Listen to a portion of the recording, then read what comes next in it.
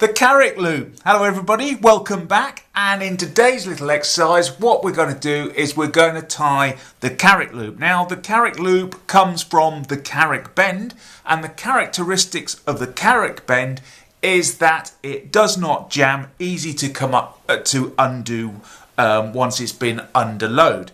Now as you can see here, I have got two examples of the Carrick Loop knot as such, and the reason for that is this. First of all, as I was doing my research, I did Ashley's Book of Knots version, which is this one here, and you will notice that in this one, if you notice the Carrick Bend, that it's usually a weave over, under, all the way round, except when you follow Ashley's version, at this point here, it goes under two and then over the final one.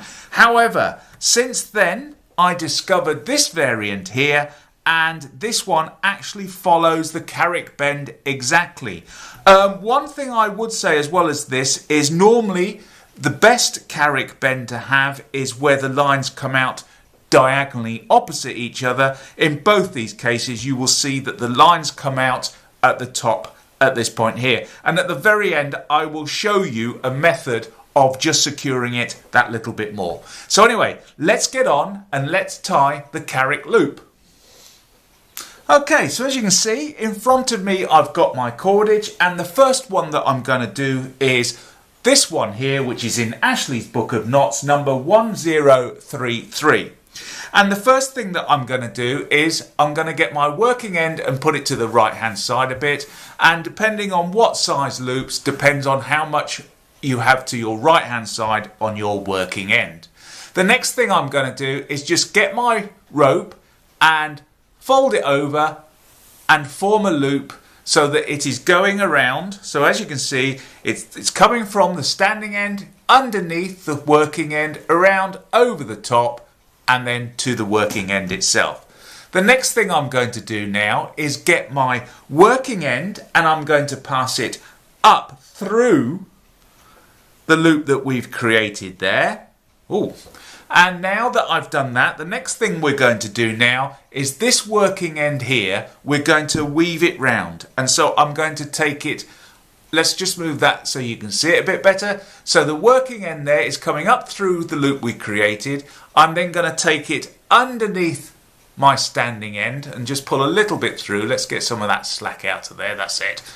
And then now that I've done that, I'm going to weave it, and it's going to go over this one here. So we're taking it over this one here, and then once we've gone over that one there, we are going to go underneath the one to the left of it. We're going to go underneath this one here and come out over the top of that one there. So take it underneath those two, then come out, and you can see there now we've got the familiar shape of a pretzel or the Carrick Bend. But the thing I ask about this is, you know, I can't say whether Ashley's is 100% perfect or not, but normally if I was creating a Carrick Bend especially, is it would weave under over each one, whereas this one, it goes, let's see, it goes under that one, over that one, it then goes under that one, and then over that one, even though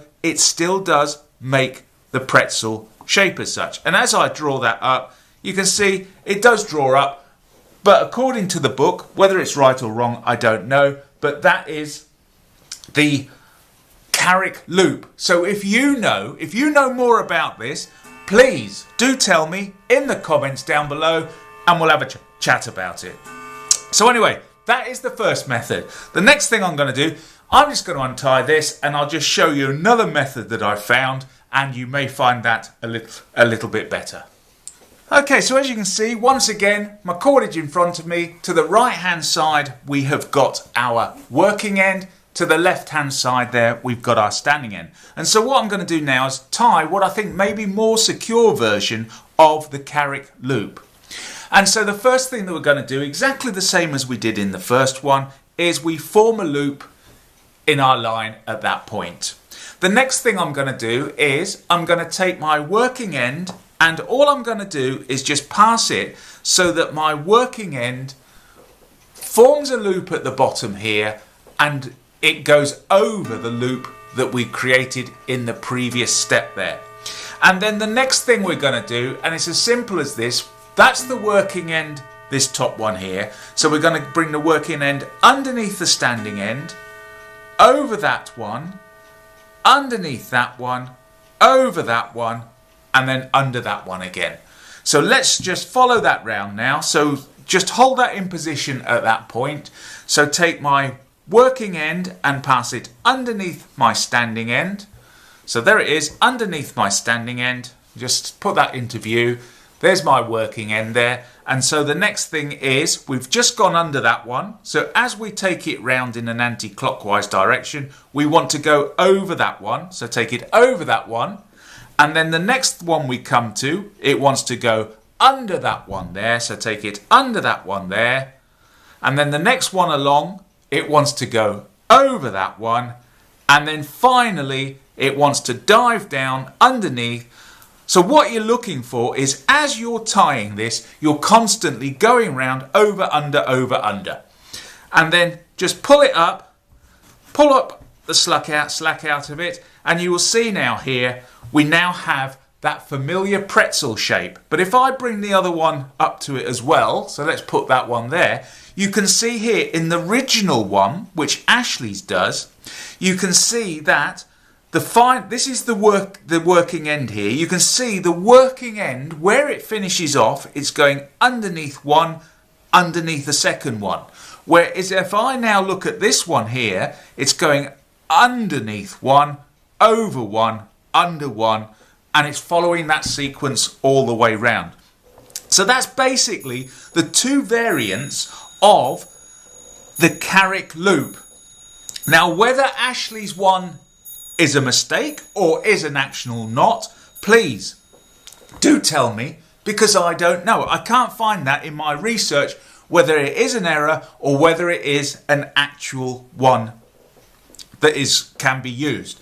Also, the other thing is that if, say, for example, you're using this knot, now the beauty of this knot is that the Carrick bend itself, it doesn't jam, but it could, in a sense, jiggle free. So if you look at this variant here, let's get those out of the way. What I've done is I've tied the Carrick bend in the top piece there, and I've tied the Carrick bend in the last version where it's going under, over everything, and then finally at this point here I have tied it off with a double fisherman's knot. So in other words, it can be adjusted. See, as you can see, the knot itself here can be adjusted if we want to increase or decrease the size of the loop, but that is then also securing it, preventing it from accidentally shaking loose or whatever, who knows. So anyway, that, as you can see there, is the Carrick Loop. So once again, thanks everybody for watching, and if you enjoyed it, please do let me know. Leave me a comment down below, and also if you're interested in more videos, just click on one of the videos that appears here on the screen or subscribe as well. So once again, thanks for watching. Take care. Bye bye.